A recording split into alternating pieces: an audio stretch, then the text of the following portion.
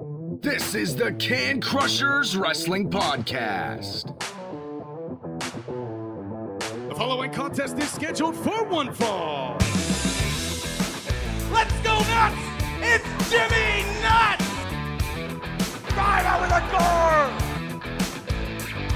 door! With your hosts, Mark Martinez. Remember, just because you're trash doesn't mean you can't do great things. And the English Professor. It's called a garbage can, not a garbage cannot. Hey, this is former WWE superstar Duke, the Dumpster Drosy, and you are listening to the Can Crushers Podcast. Welcome to the show. I'm your host, Mark Martinez. Sitting beside me in studio today is the guru, Chad Piranha. This is the third time we've done the entrance because I'm an idiot. And that's why I did it like this. This isn't a we thing. This is because of him. First, I had a different last name, and second time, he couldn't remember what the hell his name was. It's just, there needs to be something in this coffee. We had a late night, first of all. Yes. We went to a new federation for you, but I've been there a couple of times, and guys, we got a lot going on today, so we're just going to jump right into it.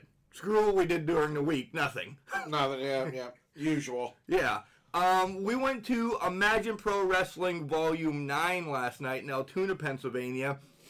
And the selling point, I think, for you was who they brought in. Yes. The franchise Shane Douglas and Dominic DeNucci, WWF Hall of Famer. Yeah. So that was awesome.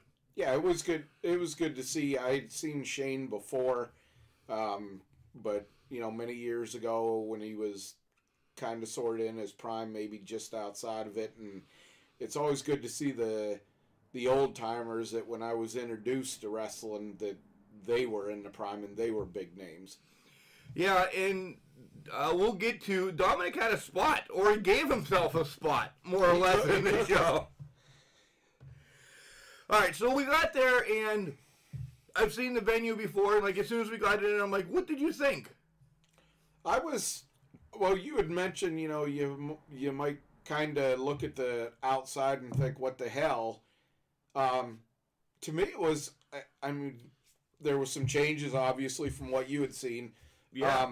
But it looked like, it reminded me of a roller rink from the outside, like the Joy Gardens roller rink for some reason. I don't know why. Because people in California or Indiana or wherever are going to know what the hell the Joy Gardens roller rink is. Oh, 15 miles up the road. Roller skating rink. Yeah, they understand that. So a lot of good matches. Guys, I don't know if we're going to give finishes like we did or anything. We'll just talk about some of the people that we really liked, because I've been to 4 of them. It's been, probably about 8 months since I've been to one. I'll just leave it at that. And there's some new faces in Imagine, and I have to start right off the top. The Neighborhood's my favorite. The Neighborhood is my favorite thing going there. I like some of the IWC carryovers as well, and we'll get to that. But the Neighborhood, they freaking come out to It's a Beautiful Day in the Neighborhood with a rap version or something. And the characters in it are awesome. At first I was like, what in the hell? And then you seen a little bit more development in the characters, what their stick was. You had a guy that looked like Snoop Dogg there, and he had the Bill Alfonso whistle thing going. Not as annoying, though. Not as often. Yeah, it wasn't a high-pitched whistle. Then you had, a couple other guys. One guy was some retro Nintendo freak thing. He used the Power Glove. Yes, I was like, oh my god, I didn't even think those things were... He had to have found this at a yard sale. It spruced it up. Yeah, I would have figured maybe it degraded by now, biodegradable or something that's been so long. The guy that I had to laugh at the whole time, and I just couldn't put my finger on it, who or what he reminded me of, was the Sideshow Psycho. And I'm just looking at this guy, and it finally hit me in his match. He reminds me of a small version of like the Elephant Boy or whatever in his face and facial features. Wow. The way he goes. But it was funny. They had their thing going. Yeah. I looked for them at halftime or whatever. I was going to hope to get a picture with all of them, but when I looked, they were all over there. Excuse me. But I was heading to talk to Dominic and Shane, and Dominic's a talker. Yeah. He will tell you everything, and he's a salesman, too. Holy moly. One way or another, he's a One way or salesman. another, he's a salesman. That's something that he sold to me, and I was getting it anyway, but he sold to me. He wasn't pushy. He didn't, there's some that you go up to, I'm not naming names, but there's some that you go up to, and they don't do this unless you do that. He just sold me that is his best looking picture right there. It might be a little bit more than this picture over here, but this is his best looking. I'm like, oh, you're still a good looking man. I like that picture. Yeah, and he looked, for his age, he doesn't look bad, and he moves pretty well. He does. For his age and that, and after as many years as he spent in the ring. Yeah. Then, of course, I got a new picture. I'm going to do, first of all, I have to go through what my mother would call my baby books. There's a picture of myself. I don't know how old I was. If I'm 10, that's pretty amazing. It would have been 87. Not sure. Roughly around there, of myself and Shane Douglas in a match in Indiana, Pennsylvania, which it was DiNucci's territory, because everybody knows Shane was trained by Dominic. I got a picture with Shane. So fast forward 30 years, bro, and here I am now taking another picture with Shane. So I hope to get that split level picture up on the social medias just to show how much Shane still looks great, and I look like an idiot both times. Well, there's a given there. If I find the kid picture, it's horrible. I have really Coke bottle glasses, a truck and tractor pull hat on with pins of the Rock and Roll Express, probably my Rock and Roll Express self-made sweatshirt. You were a good idiot. mark. Oh, I'm a bad mark. I really am. Well, we're not talking about that on this podcast. No. So, what was your favorite match? I'll put it that way. It was a main event. Spencer Slade? Bill Collier and Slade. No, it was Beastman and Slade. Or Beastman and Slade, sorry. I thought, it told a good story because Beastman, dude's huge. Yeah. Ridiculously huge, and he doesn't move bad for... Yeah, he doesn't move as like Bam Bam, but he moves good. And, it was the thing of Slade, who's not a small guy himself, but, having to get around the guy's size and everything like that. And I thought it was a pretty decent match. Impact-wise, that's the one that I liked the most. The one that a little bit more to the wrestling side was Bill Collier's Against match. Moriarty. And this was the first time I've seen Collier. I'd seen him on IWC, but obviously not in person. And when they said it was him coming out, and I turned around, I was like, holy shit, this guy's freaking huge. Yeah. Oh, sorry for the S word, people. I know this is a family show. Yeah. Inside joke there. Inside joke. Douglas did get in the ring. We'll touch on this real quick. Douglas did get in the ring, but after 2 cheap shots to the ding-dong, David Lawless picked up the win. This show was setting up a lot for their March 21st show, which is their anniversary show, 1 year in the biz. And we're thinking about it. We're really thinking about it. Ray Lynn returns. Douglas is going to be back in an Extreme Rules match. There's going to be a zero-gravity ladder match, which even the ring announcer said, I don't know what the hell that is. We'll have to watch it on social media. I was wondering about that. I didn't know if that was another name for the reverse thing that you have to climb up and put it up. Post the belt. I don't know. No clue. So, Yeah, overall, quick recap of Imagine, because now they're doing a lot of videos now, and just like IWC, we'll touch on it, but we're not going to go in depth because, guys, support them. You know, Yeah. Buying a video from Imagine Wrestling is putting money, you know, throughout the whole way, and this is a great organization. Yeah. Your boy wants to go. Quick backstory about that. We brought your little guy and told him we were going to Surprise, and he was amazed that we Yeah, took him to wrestling. he slept on the way down, typical Piranha there, sleeping in the car. And he didn't want to eat when we stopped to eat, and which is unusual for him as a Piranha. Right? And he just didn't want to eat. He ate a couple of potato chips, a couple of hot cheese bites, and that was about it. He was like, I don't want this food. I want to get to the Surprise.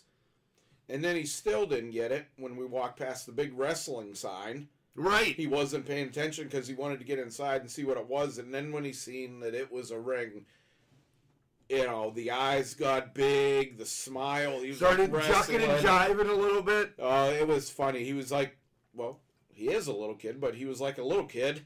You know, A little kid in wrestling. little kid at going to wrestling, and he loved it. He was, you know, all over the place, wanting to go and meet people, and he wanted to go get in the ring and everything like that. He loved it. Good. So he had a good night. He passed right out when you guys got home? Yeah, he got about 15 minutes of listening to Jim Cornette swear about stupid people, and he was out like a light. Nice. Hey, all right, we have to move along because this is a part I'm really excited about. We have to dial up the English professor because you have your top 10 I have from my last top week. 10. Yes, and I'm gonna go a little bit off of my homework. We got to, just for the hell of it, throw out some honorable mentions each, because this was not easy coming down. You could go for maybe about the top 5 or 6, but beyond that, it was hard choosing a couple of them. All right, between a couple of them. Let's bring in the English professor. So the English professor is finally online with us, and guys, what we're doing right now is we had Thad send in an email about a week and a half ago. We touched on it last week. I took a different spin on it, and we're going to do our top 10 songs related to wrestling, entrance, whatever, somebody singing them, whatever. And by the way, English professor, welcome to the show. I'm an ass for not doing that early. That's all right.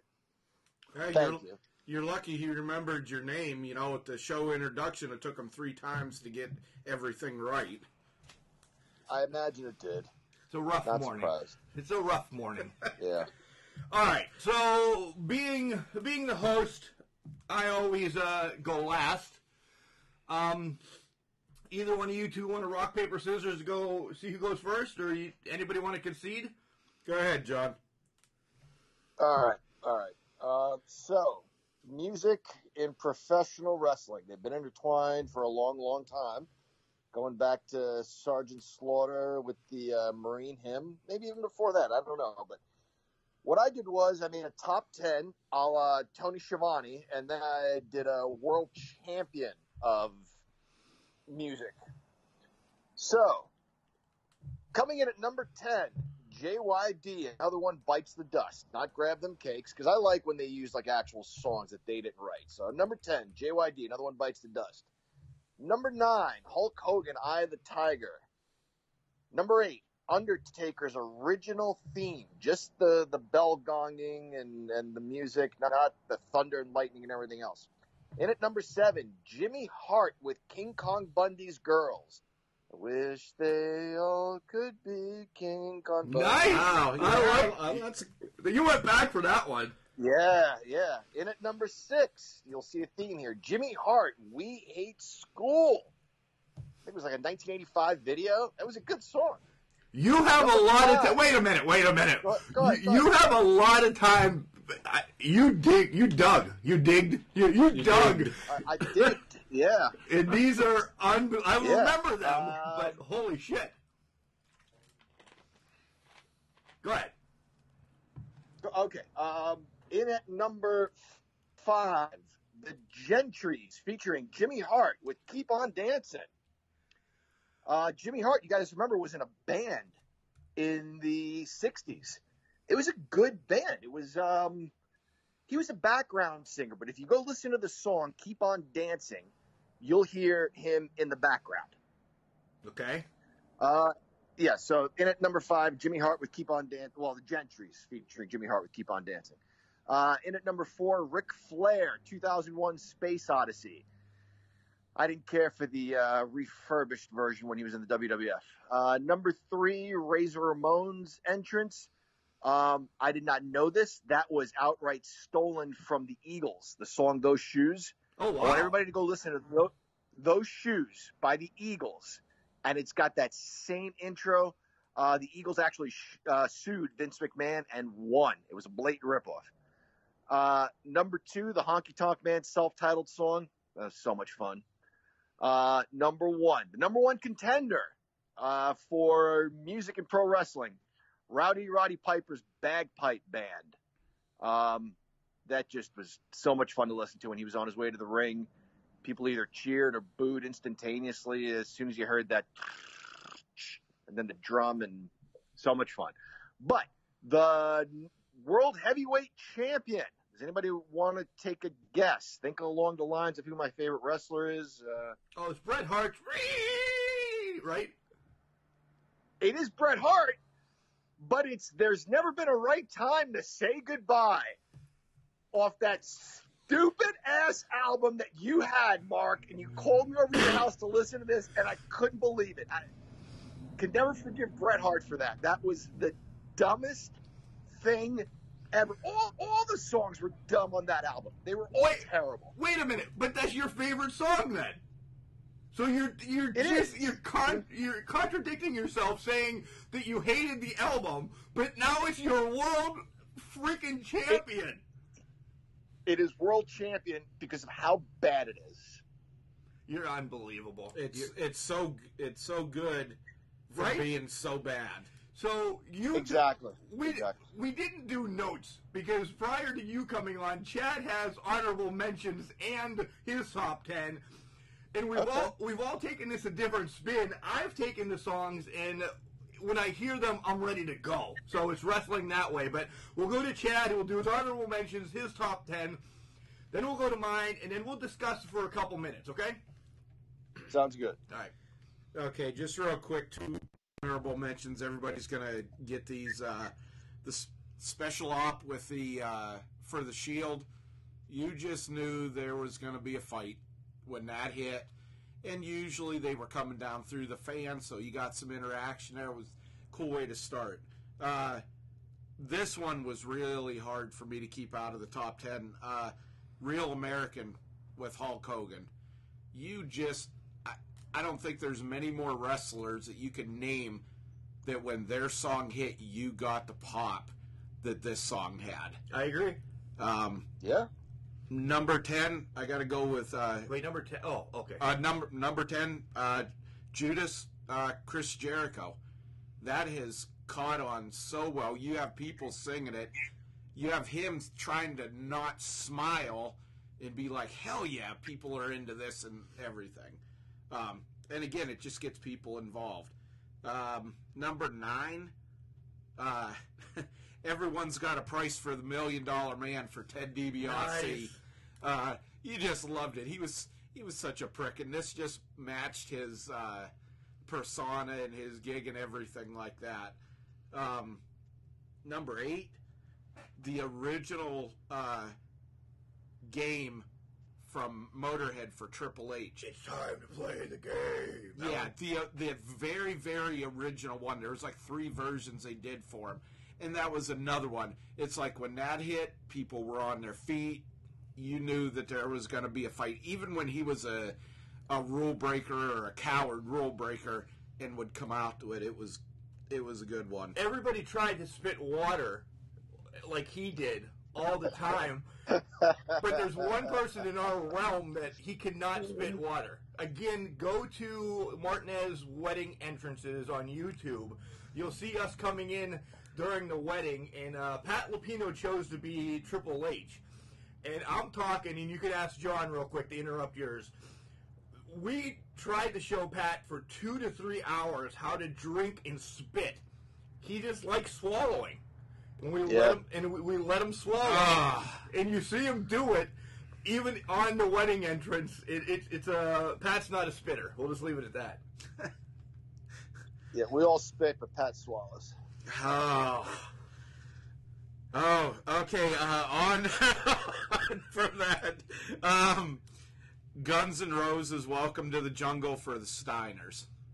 You hate the Steiners. I didn't, then I didn't hate him because it wasn't Big Papa Pump, steroid free Big Booty Daddy or whatever the hell he is. This was when they were actually good, and both of them, really wrestling. Probably at the time, the best tag team in wrestling when they were doing this. Again, Welcome to the Jungle, Guns N' Roses. Number 6, Tina Turner, The Best, for Larry Zbyszko when he was the AWA World Champion. Because holy cow, he was such an arrogant snot, and this just absolutely fit him. Funny side note with that, there was no lawsuit or anything like that with that song being used from Tina Turner or the record company at the time. They gave them all, the AWA, the rights to use that song without any kind of squabble or anything like that. Number 5, this, I can't believe this is as low on the list as it is. Phenomenal for AJ Styles. Just great. Another thing that absolutely fits him, being a Southern boy and everything. Side note on that, this song was originally supposed to be for Robert Roode when he made his debut on the main roster, and he didn't like it.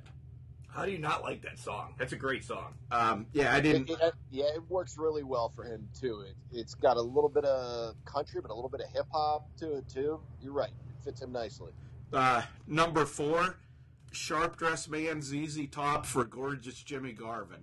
Come on, what song didn't get you, just whether you like Garvin or not? What song didn't get you going? And from one way or another, if you loved him, it was great. If you hated him, you just wanted to see him get pummeled when this song come on. Number 3, I could not find what this song was, but it was the initial Midnight Express theme. Just music, not the digitalized WCW version, but the actual NWA version. You knew that the boys were coming down. You knew that Cornette was going to be flapping his gums and waving his tennis racket, and you were hoping they got the hell beat out of him. Number 2, this was hard putting at number 2, real close with number 1. Iron Maiden's Iron Man for the Road Warriors. You knew when this hit, you were going to see a brawl. You were going to see somebody get their ass handed to them on a silver platter when this song hit. Number 1, probably no surprise to Mark especially, Electric Light Orchestra, Rock and Roll is King for the Rock and Roll Express. My favorite tag team of all time. The favorite song that they used, and they've used 3 or 4 different songs. This was the absolute best. Good list. Good stuff. Good list. All right, so mine again is when I hear it, I mark out, okay? And some of them are going to piss both of you off right from the start. Number 10 will be the first one. Jive Soul Bro. When I hear Slick coming out with Jive Soul Bro, it was amazing. It's stupid. It's an 80s song, late 80s, early 90s. Just, guys, it pushes the buttons. If that's on now, shit's going to hit the fan, right? Yeah. Yeah. Yeah, it's a fun song. Yeah. Number 10, I went from, that was number 10. Number 9, I have a 4-way tie because just the first beat of their entrances, I get pretty pumped about. It's all the ladies. So we have Paige, we have Alexa Bliss, we have Sasha, and we have Nat. You know, that first note in all of them is pretty distinguished. If you hear their entrance song, you know who's coming out then. So that's that. Judas is number 8 for me because it's hot right now. Am I going to get sick of it? Probably, but it's fun. It's in there. I'm now starting to sing along with it with Jericho. Number 7, you can't go wrong with Land of a Thousand Dances. That was the first song on the original wrestling album. Every wrestler on there had a part. They tried to have some fights during the song. It's unbelievable. So cringeworthy. I think that's what led to the 30-man battle royal, because they all fought during the video, so why not put them all in a battle royal? Yeah. Yeah. Number 6, when you hear, whoa, Becky Lynch's, the Celtic one, probably one of my favorite female ones. It's a soccer, another sports getting involved in it. This is where I kind of start getting serious now. Number 5, it's called the Chase theme from the Midnight Express. That same one Chad was talking about. Number 4, I agree with you, Chad. I like the Rock and Roll Express one, but I like Boogie Woogie Dance Hall. Ricky Morton's original sing-song one, so much better. Number 3, just because he brought us to wrestling, I am a real American. But as a kid, we all got up. I don't care. John says he never liked Hogan. He was a bad guy, this, that, and the other thing. If you hear I am a real American, you're posing at least once at the age of 40s for all of us. We're doing something stupid when you hear that song. Correct? Yeah. I'm kind of with John about, never really caring for Hogan. He was great, great entertainer and everything. The only match that I really remember rooting for him for, as an American, come on, this is an easy one, against Sergeant Slaughter, with the whole Iraqi crap going on with Slaughter and the Sheik and Akbar, Adnan Al-Kaisi. That was the match that I just wanted Hogan to destroy him. That was such a bad match. Yes. That was such a bad match. When that video debuted, it was brilliant, though, Mark. You're absolutely right. It does get you pumped because they put footage to the words that made perfect sense. Like the part that says, if you hurt my friends and you hurt my pride, I got to be a man. I can't let it slide. They're showing Stud and Bundy dropping hammers on Andre the Giant, and who comes running in but Hulk Hogan? Because if you hurt his friends, he's not going to let it slide.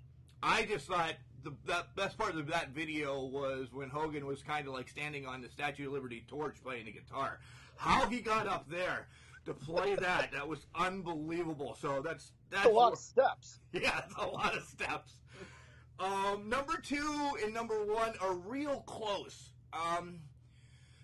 Number 2 is kind of the original to me. These guys brought music, singing music to wrestling that I grabbed onto first, and it's the Freebirds with Bad Street. Oh. So, they brought that song in, and I'm like, wow, man, these guys can actually sing too, and I was pretty pumped about it. So that was there. And number 1, from the Pile Driver album, oh, jeez. is Girls in Cars for Strike Force. With I was gonna say Coco Beware. No. Okay, Girls in Cars. Girls in Cars. Come on, guys.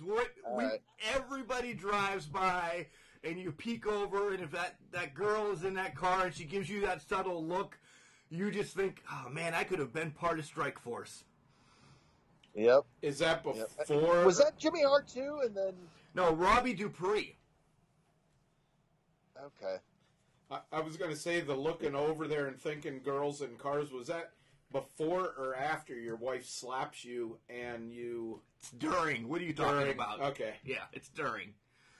So, all right. Any that we kind of forgot that's on anybody's mind, we'll stay with this for like another minute or two. Anything that, Chad had some honorable mentions. Roddy Piper was actually one that I was going to put on my list, but I knew one of you guys were going to get it, so I kind of stepped back from it. John, did we miss any on your thoughts? No, you guys had some really good lists. Just what comes to mind now that you mentioned, like, I'm a Real American and the whole music wrestling connection, you got to give a shout out to Cyndi Lauper with Goonies. Oh, that wow, video, yeah. I mean, when you were a little kid, how corny is it now? But you're seeing, like, you know, Iron Sheik and Roddy Piper.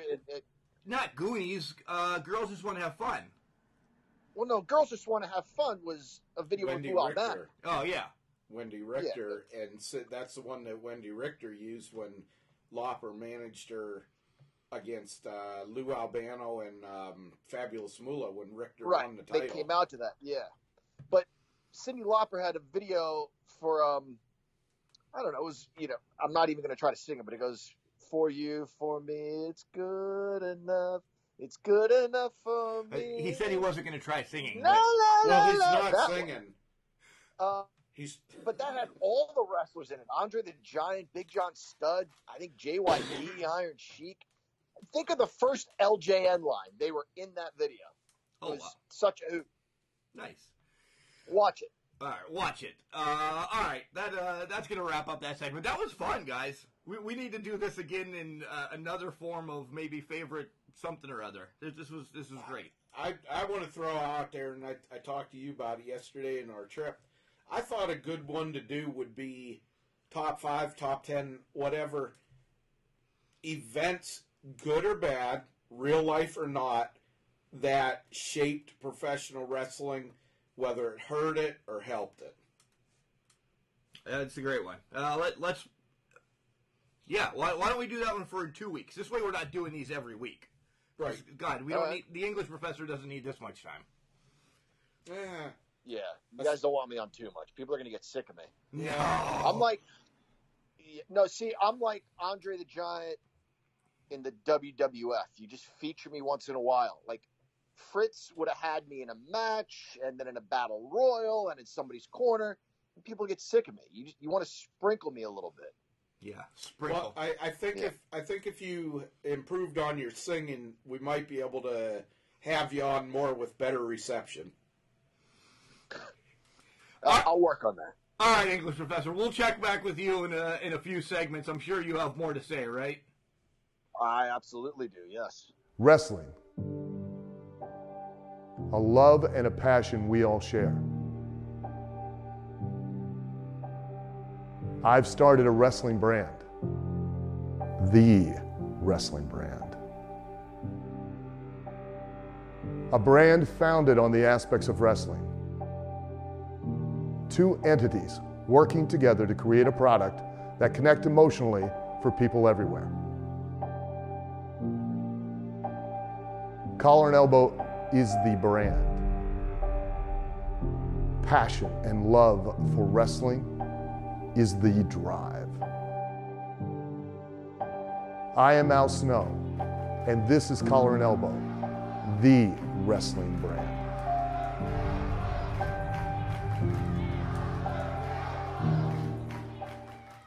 Hey everybody, this is Gilbert, WWF's longest reigning light heavyweight champion. And you're listening to Can Crushers Podcast, the best guys there are out there. And welcome back to the show. Forgot to talk about Collar and Elbow like we normally do before we play the commercial, Chad, because the English professor. Yeah, he was, I don't know what was up with him today. He just wanted all the attention. Singing and all on the about video me. dancing. Yeah, he had his Charlotte Flair robe on, everything. It was weird. Guys, you know how we love Collar and Elbow on this show. One of our great sponsors. Hats, hoodies, tees, you know, the shirts are awesome. Chad talks about how comfortable they are. They are just well quality made products. Yeah, very, like, you know, the biggest thing for me with any kind of clothing, design can be spot on, everything like that, but if it's not comfortable, you're not going to want to wear it. These shirts are comfortable. Yeah, look, nope.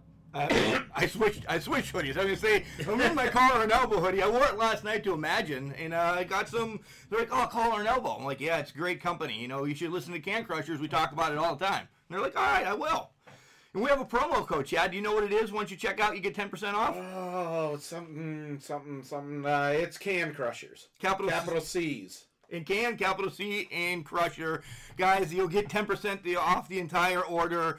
And we'll let you know when you buy something and use that promo code, you kick back some money to us to help improve podcasting stuff, because during the little bit of a break I had a meltdown. I didn't know what was going on. You didn't have a meltdown. Some program had a meltdown. So, all right, let's dabble on some wrestling that happened over the week. And I know you have some stuff that you want to bring to the table about news and stuff. So we want to talk about the news before we get into some actual wrestling. Yeah, just odd things and stuff that I catch about wrestling. Dwayne Johnson, The Rock, his daughter is at the Performance Center training. Yep, I started this week. Posted a story on Facebook about it, and I actually titled it "The Future Women's Champion." Yeah, it's going to happen. Let's see, because a lot of times you get these wrestlers that have the it factor, right? And then their kids come up and they just don't have that type of factor. I don't know that she's would be as big as The Rock and have that, but who knows? Yeah, who knows what she's gonna bring to the table? She's obviously got time, but she's gonna be compared to him in everything from now that on. She does. Yeah. Done. No matter what she does. So it's good to see. The heritage continues, as we say. Yep. All right. Just odd things here. Hold on. The XFL, Vince McMahon, shows how out of touch he is. Projected to lose over $300 million. $375. $375. Its first year. Just a lot of money that you could be, I don't know, feeding to your talents, taking care of them, a little bit more stuff like that. Health insurance? Health insurance. That's kind of where I was going with it. Help him out a little bit more. Does he take care of them, with certain things and that? Yeah, but give him a little something to be used outside of the wrestling angle, so to speak. On the side note of the XFL, we touched on it briefly last week. I'm going to spend some time again after putting the show together, watching it. It's some pretty good football. Yeah, I watched a little bit of it this morning on Sports Center. It was showing some stuff and talking about it, and it doesn't look too bad. Yeah. Honestly, it doesn't look too bad. I said it's that filler from now until baseball season for me, and then I'll forget about the XFL come the middle of March when spring training games start. And that's, I think, pretty much the intent, because there's nothing. Don't anybody shoot me. I don't follow soccer at all or anything like that. So there's nothing pressing. American sport wise. NBA, but I'm not an NBA fan. Yeah. Just a little bit of something for the football guys, for the ones that won Hennigan and stuff like that. Yeah. On WWE again, we talked about this on our trip to the wrestling last night. The centers where wrestling is being held at totally blowing pay-per-view results by advertising, hey, WWE is going to be here in 3 weeks and the champion, Bray Wyatt's supposed to defend against XXX person. I would think with such a tight ship that Vince runs, that he'd be cutting some people's genitalia off for letting this out. Yes, I'm agreeing with you. I'm going to stir the pot, though, and I wasn't stirring the pot yesterday on the ride. You're talking about the Elimination Chamber that's going to happen in Philadelphia. Yeah. They've announced all 6 members of the Elimination Chamber. They said Bray Wyatt will be defending the title, so they're throwing the whole Saudi card out the window, Philly is. But they always put, because somebody is going to write to us, I'm telling you this for a fact, somebody's going to write to us and say, don't forget about the little parentheses down at the bottom of the thing that says card subject to change. But it doesn't change in the WWE. Not something like that unless it's, really open. This is like the years ago Roman Reigns and Brock Lesnar at WrestleMania. Nobody wanted either one of them to win. Could that happen again? Roman Reigns, we were about to throw up from. Brock, we didn't want him to win because we were throwing up from him. So they bring Seth Rollins down. This is just, and I don't really care about the Saudi card because I think it's just a throwaway. It's a glorified Raw house show to me. But this is not the first time this has happened. It's kind of put the screws to all the WWE cards at one time or another. WrestleMania, Survivor Series, everything like that. And it's just funny. Oh, Vince fires people that, have a different opinion than him, but he keeps going to these people and events centers and places and that leak out and blow, what's going to happen to his, next pay-per-view and stuff like that. Just a weird, funny thing to me. This is something I don't know if you caught. Ted DiBiase's son, Brett, is under federal investigation for... I did see this. Embezzling. And I found out what it is Ted DiBiase has, based with his religion, a organization that does a lot of good stuff for the people of the towns and things like that. But what his son's under investigation for, and now Ted is under investigation, found that out yesterday, is embezzling over $2 million of welfare funding. Oh, so damn. They were approved from the state to receive these, and it's separate pot, these welfare funds. And you're talking over $2 million when this state refuses 98% of the applicants for welfare.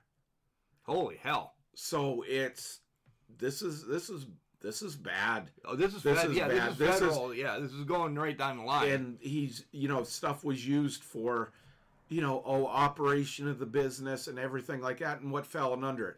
Hotel rooms, cars, traveling for the people involved in the investigation.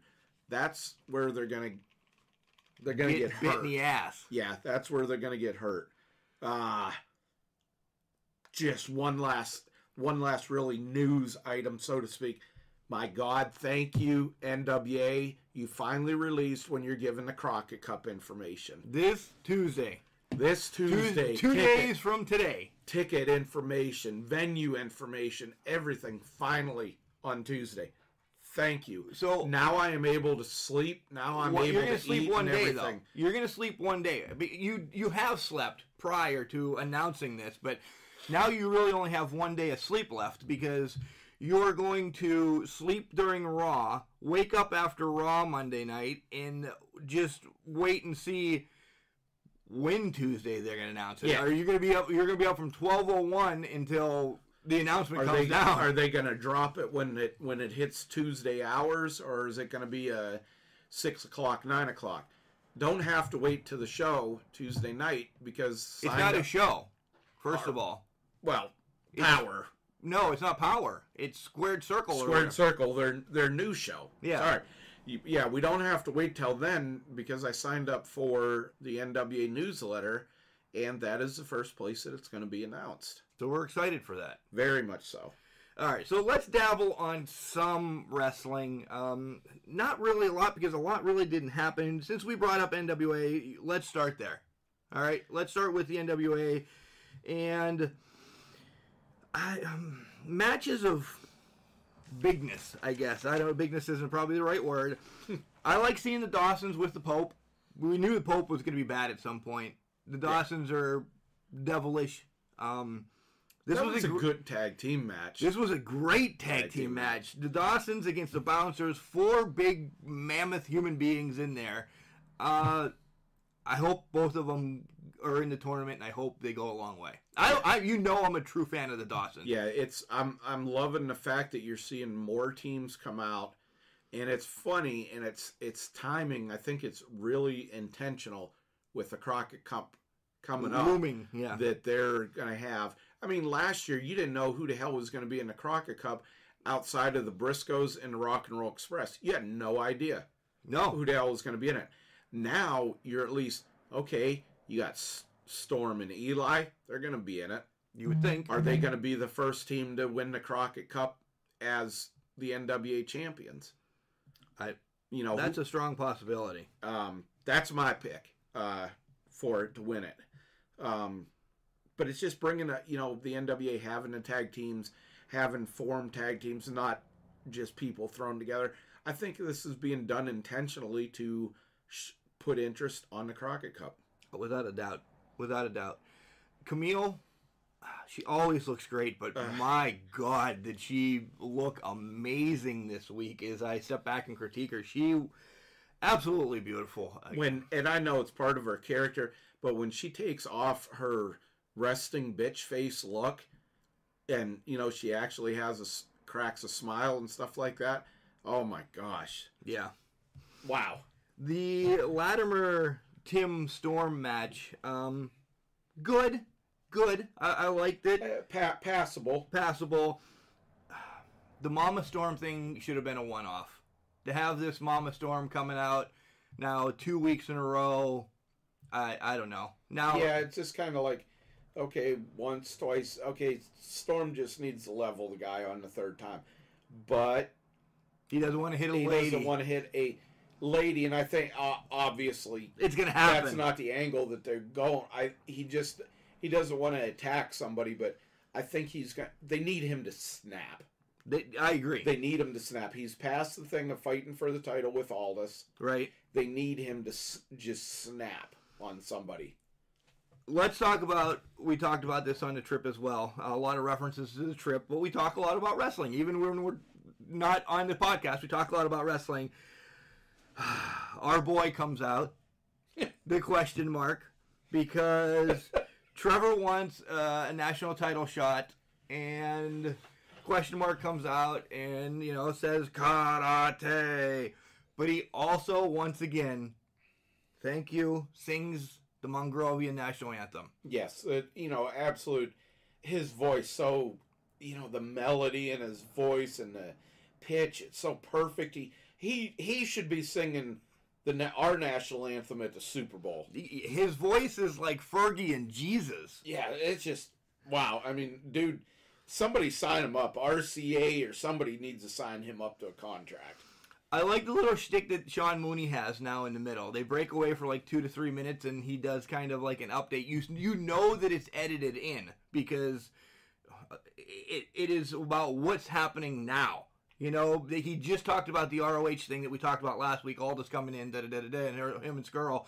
So that has been edited in. So they are doing weekly editing now. And what I love about him doing it that way versus others, which we'll go into what we're going to do this week with wrestling, is it's just little clip. Yeah. In him talking. It's not, let's just punch in from last week, the 15-minute thing or whatever. I don't need to see everything that happened last week, but a little clip. A teaser. Yeah. Teasers here and there. 15-second, 20-second teasers about everything and anything. I mean, and it wraps up to be 2 minutes. Their biggest angle that they have right now, the Aldis Skrull stipulation at the Crockett Cup, was reviewed, updated within 20 seconds. It was a 20-second clip of, hey, this is what happened the initial, this is his acceptance, this is what it's gonna be. Done. Great. Got my review. Don't have to sit there and, the grass is growing quicker than I'm getting my review type deal. Yeah, that's perfect. That's perfect. And with Aldis Skrull stipulation, obviously, Nick Aldis, how much is it worth to you? How much is your greed worth to you? Evidently, our friendship doesn't mean anything. This belt's worth $500,000 to me. The initial thing was, you have to refund the attendance. Now, Skrull has said, I will write you out my ROH check. A $500,000 check if I lose this match. It's backing off, I think, in my opinion, they're backing off of the attendance. Which is a smart thing, because my first thought was when they said that, if he accepts that, damn well who's winning. Right. Absolutely who's winning. Because they're not. So you think if Marty loses, he's really not going to give him a $500,000 check? He may give him a $500,000 check, but he's going to cancel it the next day. I don't think he's going to be able to go to the bank with that and cash that. But Marty's not losing, so it doesn't matter. I don't think so either. Tasha Steele looks great again. Her and Melena's match, it was all about respect. I liked how Tasha was keeping it clean, and then Melena out of nowhere just, I love this women's division. They have, 5? Yeah, 5 every day, and they're killing the women's division. Their storylines are, put together, kind of make sense and stuff like that. They're not doing anything outlandish right now. And she challenged Thunder Rosa for not this week because there's no power, but the following week. And we don't know if Thunder answered, but we'll have to find out in a week or two. Yeah. And shout out to Thunder Rosa. Glad to see that she was in a car accident earlier this week. You're glad to see she was in a car accident? I'm glad to see that she's... No, shut up! I'm glad to see that she was not injured in a car accident. Use your words, well, you cut me off early.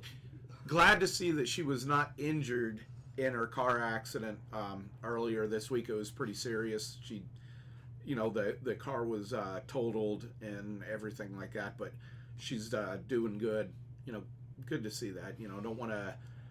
I hate to jump back to it, but we don't want to have anybody be in an accident like that.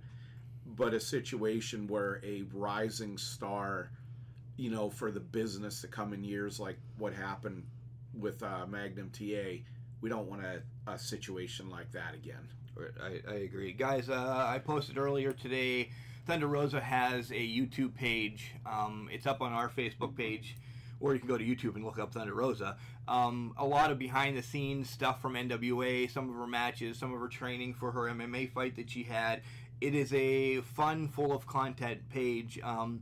Make sure you give Thunder Rosa a like, subscribe, whatever the hell you do on YouTube. But all right, let's switch over to AEW. SCU against Paige and Omega, and we're 30 seconds in, and I'm dying already. I am dying already because it says in the thing, the graphics at the bottom with stats. It says.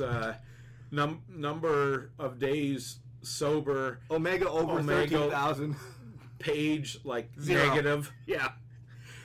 Whoever's doing Paige's stuff, and I don't watch anybody else's. I don't know because they've just brought us to watch Paige's all the time because he's drunk all the time. It's fun. It's just one thing. It's just something that, you don't even notice till somebody points it out, and then you got to go back and be like, oh my God, it really was there. The match itself was good. The ending setting up for next week's Battle Royal to find out who the number one contender is, to have a match at Revolution here in a couple weeks, whatever. But what I got out of this match is we had, I don't remember the name, so I'm sorry, somebody on our Facebook saying, hey, it's Christopher Daniels running, or part of running the Dark Order. With him pulling himself out of the match as soon as the Dark Order popped up on the screen to go find out what's going on, Christopher Daniels is in the Dark Order. I don't think he's running it. He might be a muscle or something. I'm seeing it a different way. I'm seeing that this is going to be a total swerve on it. It just, they're making it too easy, too obvious, too easy, and I just think there's going to be a total swerve. Dustin against Sammy Guevara. What a promo by Darby. Let the match itself, whatever, but we're getting set up for Sammy Guevara against Darby Allin. And as much as I hate Sammy Guevara, I think this match is going to steal the card that it's on if they do it right, because they both can perform.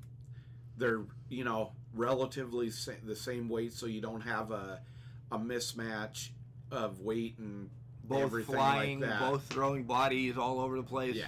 This is going to be great. I hope they don't have... It either needs to be number one, but if it's number one in the match lineup, it could steal the show. Yeah. But it's got to not be following something garbage. I don't know. It's got to, because I don't want it lost in the shuffle. I think that number one, I'm kind of putting it, I think it deserves a bit higher on the card. But at number the same one token, isn't bad on the card, though. You ask wrestlers that number one, you're bringing the house to what it needs to be at.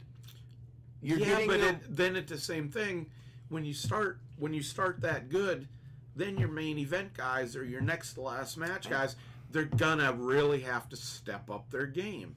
But there's always a downfall in any card. Yeah, I'm going to stir the pot. I agree with you. I think having it, if they have 7 matches, I think having it 4. Match number 3 with a stupid segment afterwards to kind of come down from it before they go into the final matches. That if I was booking, that's the way I would book it to go.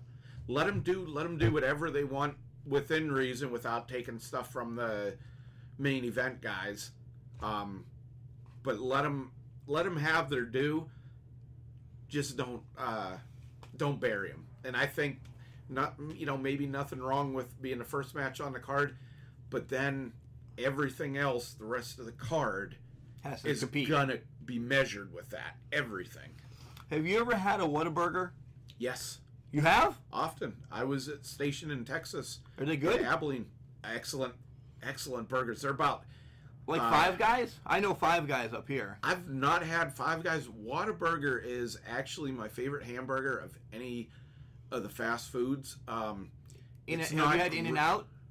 Not had In-N-Out. The White Castle little mini things? Oh, the White Castle mini things. Yes, those are horrible. My experience with those is not good. We'll get that. I lost weight after eating them, so they're too small to get anything out of. But yes, Whataburger, about saucer-sized burgers, not greasy, got good flavor to them. I liked it. It was one of my favorite places to eat when I was in Texas. Britt Baker's going to be a spokesmodel for them or something. This Britt is a heel. She's a bitch. Yeah, she's a heel though. It fits her. When she come out this week, dressed the way she was and with the heel, and I'm usually not, I don't want to say not attracted to the heels like that, but she's just she's hot as it is, but this just ranks, bumps her up.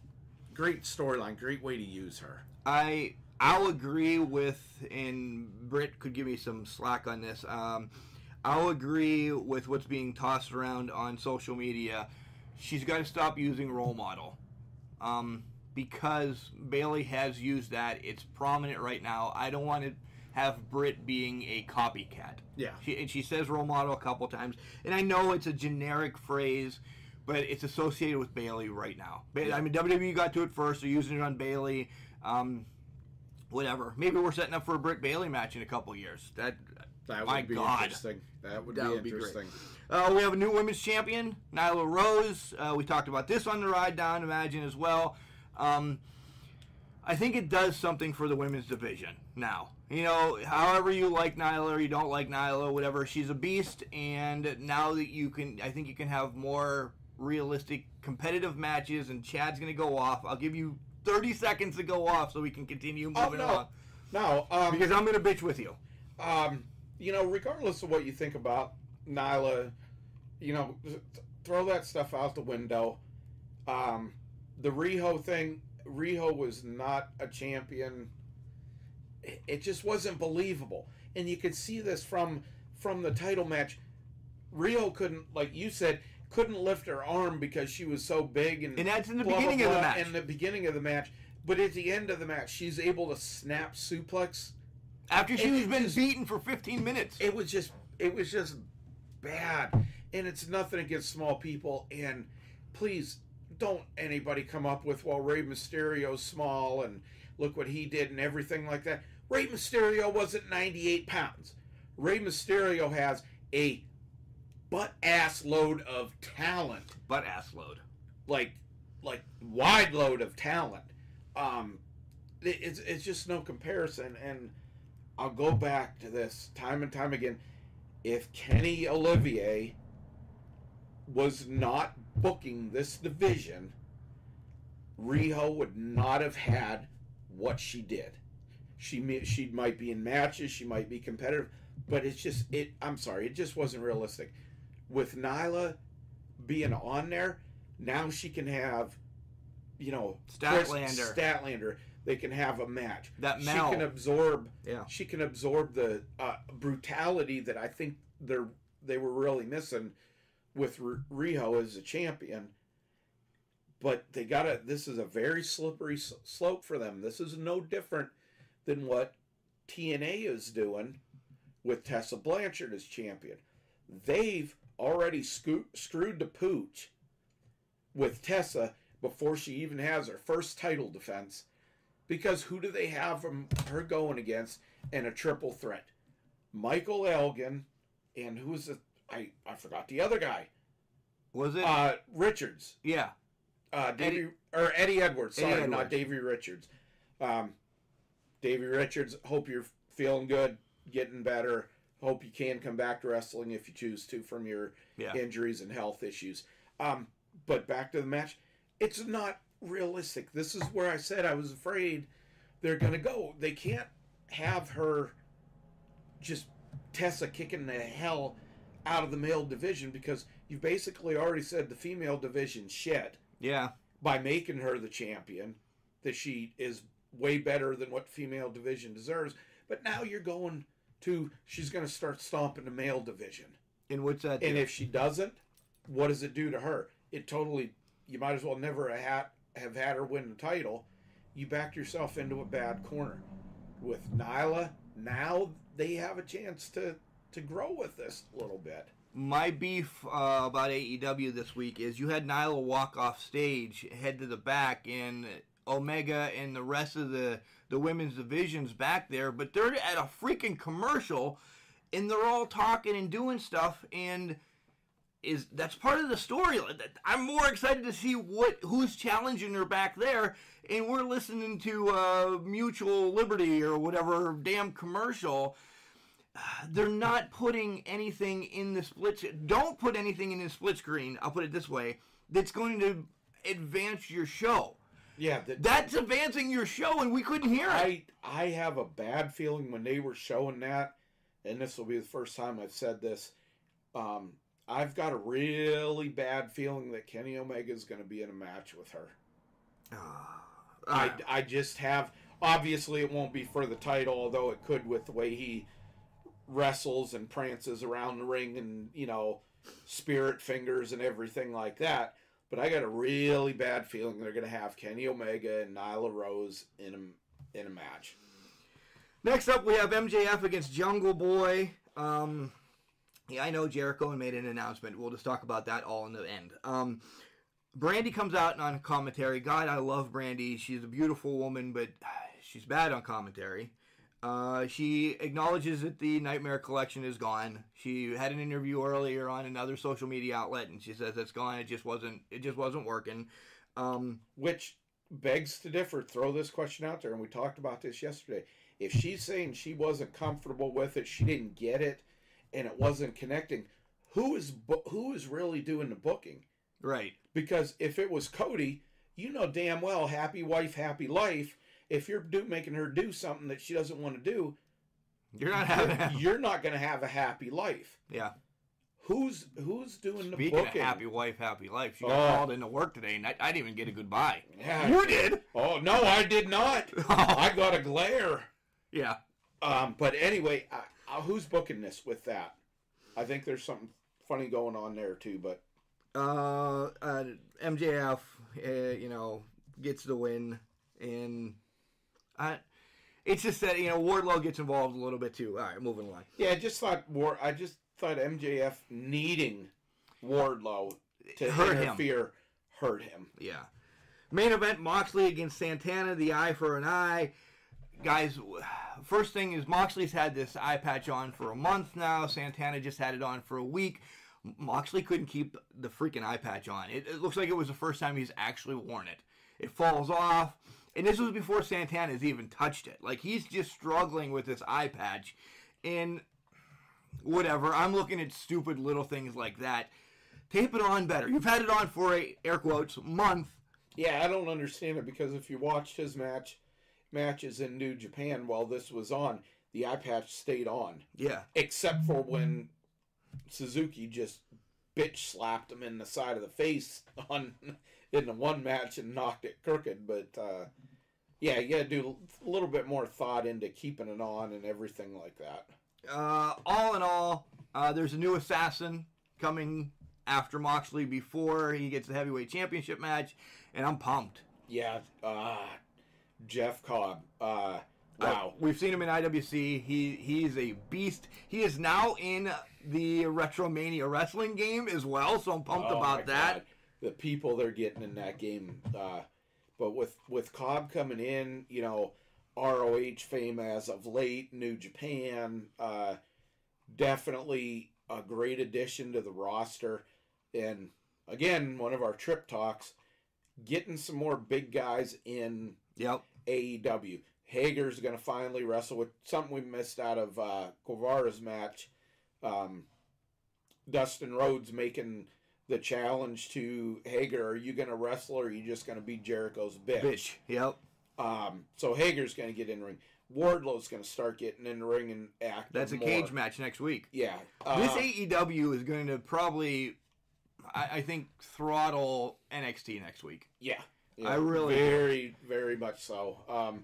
I would not be surprised if AEW goes over the 1 million mark next week for the first time next week. We'll touch on, in the third segment, NXT's tonight is TakeOver Portland. We'll brief that as we're looking at time, but let's move on to WWE, okay? I had a snafu. Electronics have just not been my way this week. I don't know. Something happened with the DVR. We didn't record the Kids Cooking Championship or the Girl Scouts Baking Championship or Raw on Monday night. I don't know what the hell. I would be more disappointed in the Cooking Championships than Raw. I'll tell you that much. Because I did see that Shayna Baszler's, I don't, what the hell. I was doing a basketball game anyway. That's why I wasn't home. And I get a text from the English professor and saying, what is this effing shit? And I'm like, John, I have a basketball game. He's like, I know, I just want to precursor that this is a bunch of horse shit coming around. So I get on social media the following day, wait till everything's happened, and Shayna Baszler looks like, I don't know, she's a zombie eating faces now. And they did. Well, why she didn't eat her face. The neck. She bit Becky Lynch on the neck, and that blood capsule blew. It covered her face. She looked like the new missing link, just in red. Yeah, just reminded me of I want to say a wolf eating a carcass that goes and then lifts up and its whole face is red. He did the facial features on that too, by the way. It was bad. And what else? I know the main event was I don't know, 28-man tag, whatever. You lost me on when you're just putting people in the main event to have them get on show so they get some money. I'm out. Honestly. There wasn't much on Raw, was there? There wasn't much on Raw, which brings me to our point that we talked about doing this week. I am gonna, don't say it. We gotta do it SmackDown first. Let's do SmackDown first. Then you'll do it. Then you'll do our project. Moment of Bliss starts, and the Moment of Bliss was a little long for me, setting up Carmella and Bayley's match now. It was supposed to be the main event. Right. But they set it up that it's now the first match of the card. Let me tell you, this was the best thing on SmackDown. Yes, absolutely. There's parts that I haven't seen that we've Then you're going to hear about, though. You're going to hear about and the one I'm going to hear about them. But, nothing could top this. And, I disagree with you. The Moment of Bliss, I thought lengthwise was great just because Alexa Bliss was on it. Of course. I'll give you that. But I just meant this is the opening up of getting the match going. Bayley and Mello work well together. Bayley, after match, getting the win using the ropes, is now going to defend the title at Saudi. Is it going to against Mella? Naomi came out. Is it going to be a triple threat? All right, wait, I'll step back. For women's rights and everything, I'm very much for this. I'm glad that they're going to go over to Saudi and have another women's match. But I'm going to be Mark. You're going to get a watered down Bayley, a watered down Mella, a watered down, very constricted match. Naomi. And I'm not being rude when I say this. I don't just watch the women's wrestling just for the women. Looks. Yeah, no. But it's gonna be like the Lacey Evans and Natalya match, where they're going to be dressed down from head to toe. They're going to be covered except for their, hands and face and head. This is a match that is going to be really wasted, I think, going on the Saudi card. Okay, Ricochet and Lesnar could give a rat's ass less about that match. Most of the matches over there could give a rat's ass less about. This is one match that should not be on that card. I agree. All right. WWE has to stop having these pre-recorded interviews that Bray pops in because it was so fake. They have Hogan come on to say whatever he's going in as the NWO member now, 2-time Hall of Famer. Bray pops in, and it's fun when Bray pops in, but because it's editing, anal retentive over here, when Hogan's staring at the camera now for 3 to 5 seconds, doesn't seem long, but 3 to 5 seconds, and Bray is not saying anything, and Hogan's still dumbfounded, and then he answers, it just doesn't look good. It's supposed to be live via satellite, and come on, you got great technology. It's not. And then it doesn't help either, and I hate this guy. If I could fire one guy from WWE besides McMahon, it would be Michael Cole. He just doesn't help these segments at all. He'll pause before he gives a question that he already knows what they're going to say to, and it doesn't gel. No, it looks like third grader type stuff.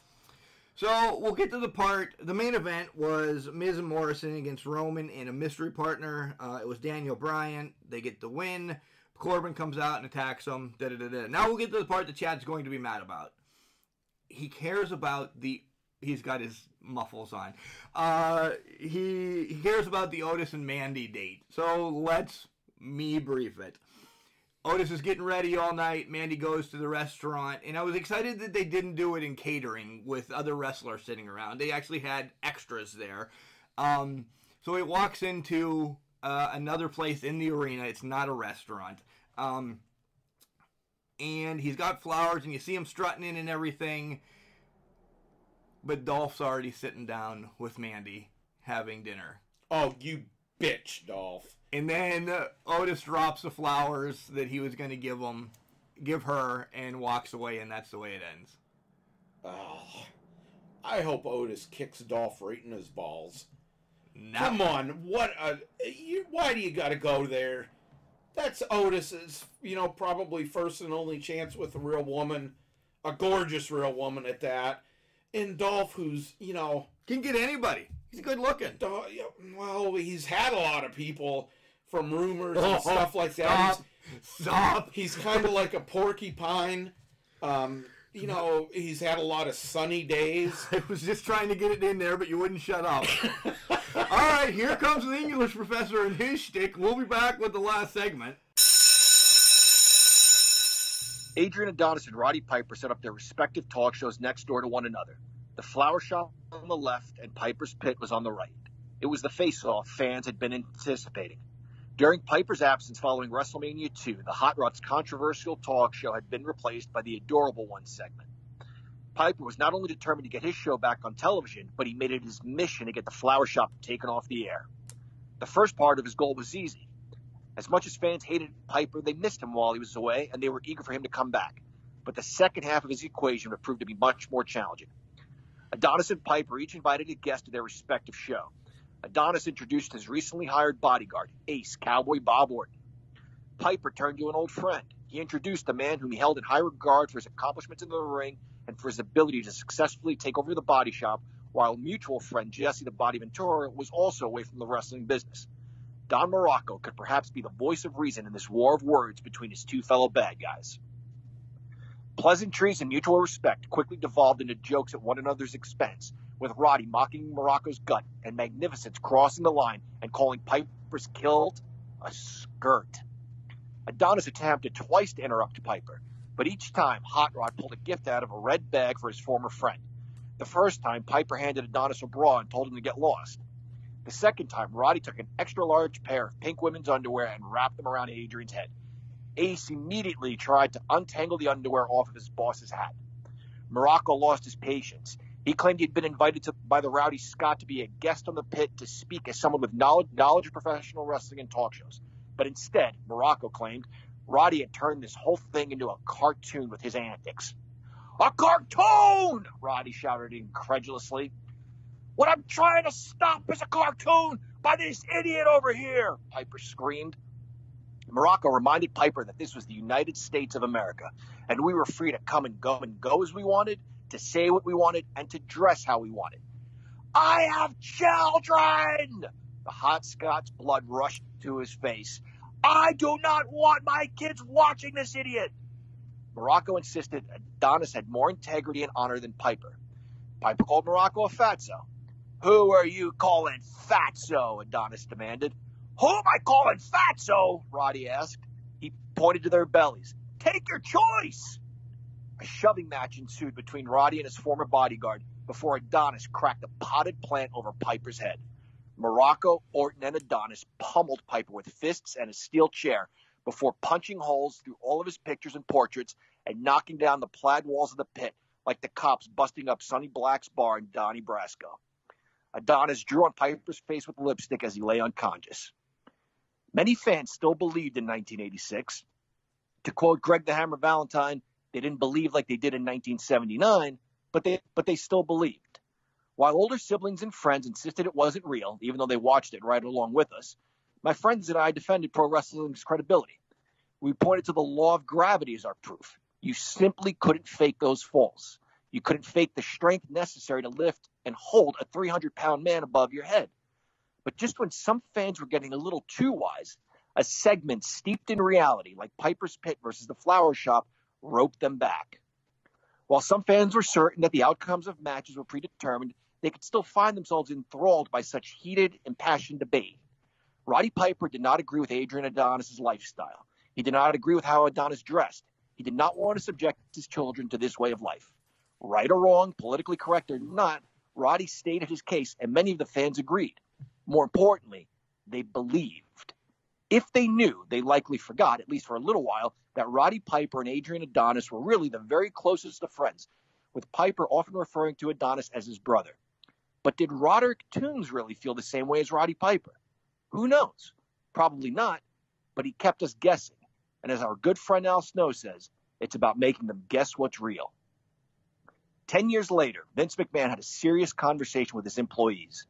Gone were the competitors who only moonlighted as wrestlers and had day jobs. There were no more pig farmers, no Washington tax shysters, no trash collectors, no police officers, and no one who could repo your car. Those characters were replaced by much more complex individuals. Suddenly, there was a tortured soul who wore a leather mask because he couldn't face the cruel world. He ripped out his own hair, punched himself in the face, and stabbed himself in the leg because he felt he deserved the pain, screeching and squealing with every bit of self-mutilation. A beer-guzzling, foul-mouthed, obscene-gestured pickup truck-driving redneck was now renaming Bible verses and had the final say and bottom line to every conversation. Vince told the performers of his company he needed to see more of their real-life personalities. That meeting led to perhaps the greatest era in pro wrestling. Fans love when wrestling pulls back the curtain. More than any other form of entertainment, we enjoy seeing how the sausage is made. What goes into making a movie, writing a song, producing special effects, putting on a play? All of that may be interesting to some, but it doesn't capture the imagination like knowing the secrets of pro wrestling. That's why, right or wrong, it's more intriguing to discuss Montreal or the curtain call than an actual match. That's why, despite the fact that I love every minute of every episode of NWA Power, what stood out from last week's episode was Eddie Kingston telling Pope and the Dawsons how he felt about Homicide. Kingston kept his hands behind his back as a sign that he would remain peaceful. He claimed to have a screwdriver in his pocket and to have picked up a wrench from under the ring. The fans laughed, and Kingston chuckled along with them. The NWA said, "Please don't do that." Then Kingston put a stop to the sarcasm and got real. "When I should," he continued, stone-faced but still not raising his voice. "I should go after your eyes," he said, pointing to Pope. "I should go after your tongue and rip it out of your mouth." He demanded Pope look him eye to eye, warning him to never disrespect Homicide again. "That man built New York City. That man made stars." Kingston talked about the wrestlers who found success as champions thanks to Homicide's hard work. Then, with a guttural voice that seemed to come from a darker place, a place of self-loathing but also of love and gratitude for his friend, a place of despair and hopelessness, but also of retribution and forgiveness, Kingston told Pope and the Dawsons how Homicide saved him from death. "Because of him, I didn't commit suicide," Kingston said. "I'd die for that man." The Dawsons looked like the biker gang who waltzed into Sonny's bar in the Bronxdale, thinking they can dump their beers everywhere until Sonny told them, "Now you can't leave." Their faces dropped. All their courage and strength was drained right from their bodies. Pope has the smoothest voice in wrestling and is never at a loss for words, but he didn't say anything. Had he come back with a quick quip, then I may have thought the whole thing was a work, but silence told a greater story than words could.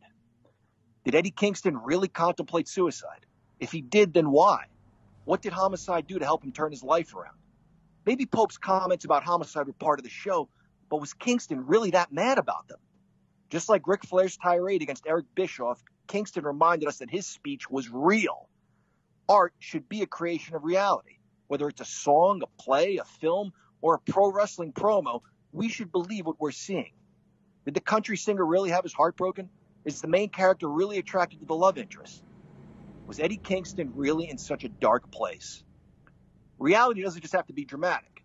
Britt Baker hugged Tony Schiavone before calling his questions stupid.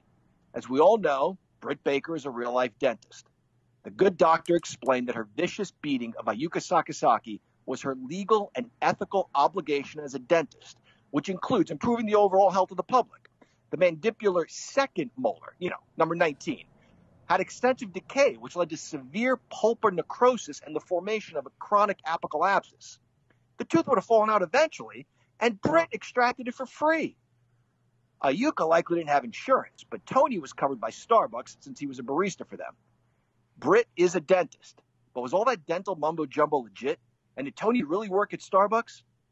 Fans booed loudly and gave Baker a bunch of middle fingers. In 2020, when we're all so smart and wise, she still got the crowd to a fever pitch. In a shorter period of time, Baker has drawn more hate from fans than Sasha and Bayley combined. Maybe it takes a little more than just either changing your hair color from purple to blue or losing your pigtail and chopping your hair short to get a real reaction from an audience. The previous week, Dr. Baker called out Jim Ross for flubbing over the names of the women's division.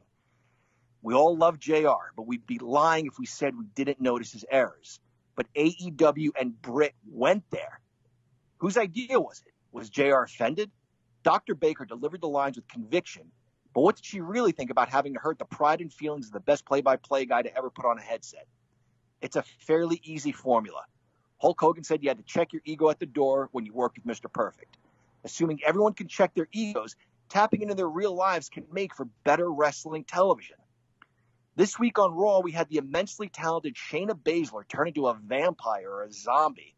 The Queen of Spades, the submission specialist who promises one of three outcomes, snap, tap, or nap, bit the back of Becky's neck. If I thought Becky was annoying before, her too tough for medical attention act was such an eye roller that I turned off Raw. My 9-year-old son wasn't even interested.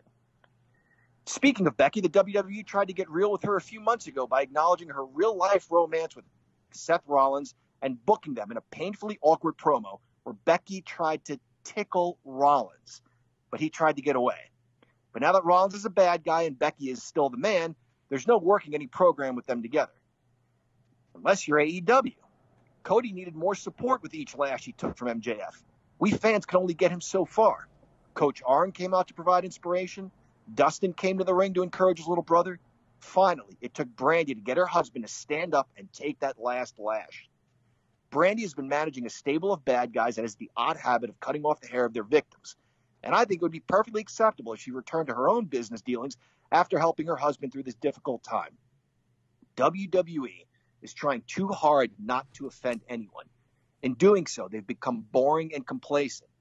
Obviously, the days of a cross-dressing villain being mocked by Hulk Hogan skipping around the ring with his wrists bent forward are over, and that's a good thing. But the competition are incorporating reality in 2020. They are getting us to believe in 2020. They are keeping us guessing what's real in 2020. And that, Can Crushers listeners, is an English professor shoot. In today's English tip of the week, we'll look at collective nouns. A collective noun represents a collection of things. Examples include a bunch of bananas, a team of players, a crew of construction workers, and a pride of lions. The collective noun is singular, but represents plural things. But how do we conjugate them? Are they singular or plural? Typically, in England, collective nouns are plural. For example, if that judge guy from IWC were presiding over a case in England, he would ask, have the jury reached a decision? But in the States, he would ask, has the jury reached a decision? Typically, in American English, collective nouns are singular. Let's take a look at a couple of quick examples. When Big John Studd and King Kong Bundy faced the British Bulldogs, I wanted Heenan's men to win and become champs. So I could say, I hope Big John Studd and King Kong Bundy win the belts. How could I use a collective noun here, and how would it conjugate? I could have said, I hope the Heenan family wins the belts. Or I hope that the team that can't be slammed wins the belts. Family and team are collective nouns, and in American English, they conjugate as singular nouns. In another example, I could say, I think Gangrel, Edge, and Christian look really cool. But if I wanted to use a collective noun, I could say, I think the Brood looks really cool. And if you're thinking of using this example of the Brood to disprove my previous point about Shayna Baszler and vampires, don't. The Brood was so damn cool. Anyway, collective nouns are one example of a slight difference between English in England and American English. And speaking of the good old USA, tell him, Sarge. You're dismissed. Again, he needs more airtime, so the English professor. So, yeah, he got second time. He's not going to get his 5 to 7 times a week that he likes. No, he wants it in his contract, but it's not going to happen. What's your contract say? My contract? Lucky if Mark calls you, be on call. That's what mine says. Right. And I get a soda. You brought your own. But I have to serve myself. Oh, yeah, you're now. So. And you don't knock anymore. Because if you knock, you get the dog all fired up, and the dog's missing you right now. He is gouging Ethan's door. Yeah. So he's going to come down like a barrel of horse shit here in a minute and be ready to go. So we have a project this week, me and you. And this is really good. I want to. We talked, not on the ride, but we talked earlier this week about how much wrestling is actually on WWE. And how much in-ring stuff. Okay? So, go. Yeah, we just talked about it because we think that WWE could really serve Raw better, get better ratings, better storylines, everything like that, if they would cut an hour out of Raw. And we're saying that hour is promo time, garbage time, review time. As much as I love like the Mandy Rose angle and stuff like that, it's humor in that, but it's stuff that could be weeded out a good percentage of it, 60% of it, and it would just either leave more in-ring action, for like the actual wrestling, or it just needs to be removed as much as it is. So the project is Chad is going to time Raw. In-ring action is going to be broken down. You're going to break them down individually, like in-ring, promo, garbage, that we're going to call garbage, and then review? Are you going to break like 4 categories? Yeah. The in-ring, obviously self-explanatory, actual action in-ring. This isn't going to be backstage brawls. This is anything crap like that. Promos, obviously. It's self-explanatory. Another self-explanatory. Hey, what do you think? You just lost this match to so-and-so, or you just won this match, or going into this match, what are you thinking? That kind of stuff.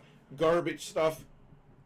Pretty much self-explanatory. Another thing, anything involving somebody like King Corbin. Mojo.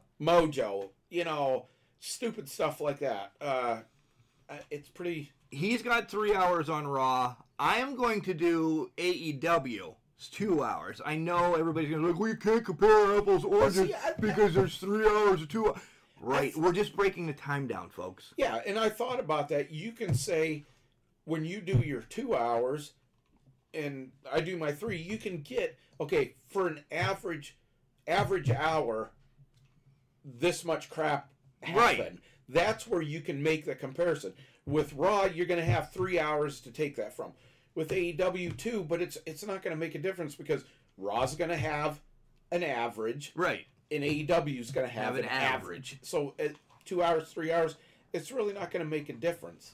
So that's our project this week. Yes.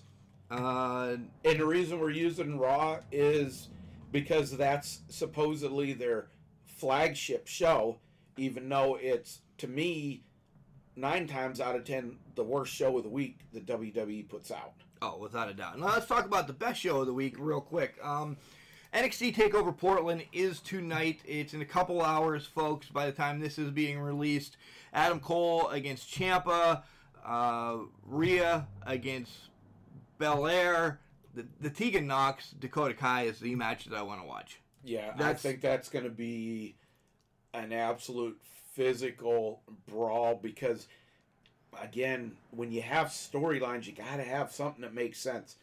This is a friendship crushed by somebody losing their mind, getting pissed off about things. This makes sense.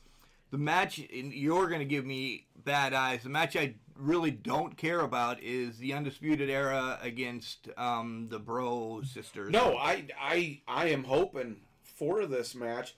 So help me, the good man above, if they have, the Bro Squad beat them for the title, I think O'Reilly, Fish, and everybody else ought to jump in there with chairs and just beat the shit out of them. Matt Riddle itself, break his toe. Especially Matt Riddle. I just don't want them to lose the titles. I think what you want and what you get is completely different. Yeah. This would be a bad move for the Undisputed Era to lose the titles to these idiots. They take a month off and they show up at WrestleMania. It would be nice, but again, then they're screwed on the main roster. Yeah, then Vince has a hold of them, and they're screwed. This is the day that all title. Well, Roderick already lost his, but this is the time that the titles could change hands. You see Ciampa taking Cole out? I don't. I see them having anytime Adam Cole's in a singles match, and Ciampa's right there with him. It's going to be a match. It's going to be a brutal. Especially with these two, with the kicks, the running knees, the history. This is going to be a brutal match. I'm biased. I don't care. Of course you are. Adam Cole. I'm pulling for Adam Cole in this, and I like Ciampa. I do, but I'm pulling for Adam Cole. Me, this is going to make your eyes roll. I could give a rat's butt less about the female match. Well, we already know it's going to be Rhea and Charlotte at WrestleMania. So and that's Belair, that's one point. The Charlotte exactly show up why. tonight. The Charlotte show up tonight. Charlotte shows up, jumps her after the match. Belair's no help because she's hurt or outside the ring or whatever. Charlotte shows up. That is one reason why I could care less because I don't care about that one. Match. Dakota is what I'm all about on this match, and Tegan. But and the second thing, I don't like Belair. It's eh. Oh, see, I like Belair. I don't like her character. So the EST of NXT, I do. No. She needs to have a hair versus hair match against somebody. Next week we have IWC Saturday in Elizabeth. We'll touch on that. John will be going to the show for us.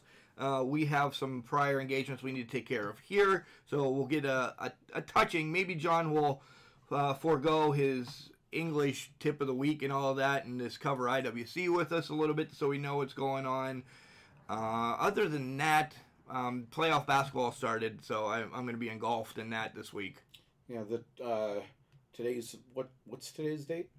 The 16th. 16th. Just something totally off of wrestling, kind of keep in mind. Coming up on the 24th is Kobe Bryant's memorial service. They're doing it obviously on that date because of his number. Everything.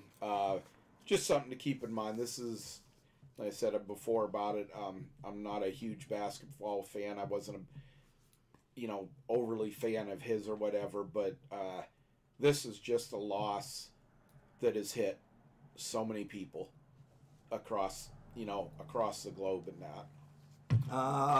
Again, Chad's always... I don't know how I can bring it back up and say, guys, go to Facebook, Instagram, Twitter every week after he's bringing it down, but that's where we are. Send us emails. We're still doing that Ask the Can Crusher. I'm not going to lie, I haven't checked email out this week because I'm a bum, but it's cancrusher69@gmail.com because we're going to take all those questions and make it one huge show about what's going on. You can find us on Spotify, iTunes, all the podcasting platforms. And one thing we haven't mentioned in a while, guys, Cauliflower Alley Club. Go make sure you go and check them out. I will always refer you back to the B. Brian Blair interview that we had. He talks about the Cauliflower Alley Club and what they do for retired wrestlers and those that have passed. They have a foundation and they, distribute money around to help them. When I think of this, I think of the two big men that Kamala right now having major health issues, one-man gang losing his house and stuff like that. We get a newsletter every couple months about what's going on and have some nice articles in it. Guys, you can join and you can help support them. Just go to caulifloweralleyclub.org and they do a lot of great stuff. Yeah. Hint, Vince McMahon. Instead of paying, celebrities for WrestleMania $15-20 million to come in and blowing all this money on stupid shit that you do. Again with shit. Put it out there. Put some money to something like this. Give them some money with nothing in return. Take care of the guys that put you where you are today. That's the best way to end this show. Guys, we'll be back Wednesday with another great interview on the Spotlight. But until then, just remember, Chad, just because you're trash doesn't mean you can't do great things. It's called the garbage can. Not the garbage cannot.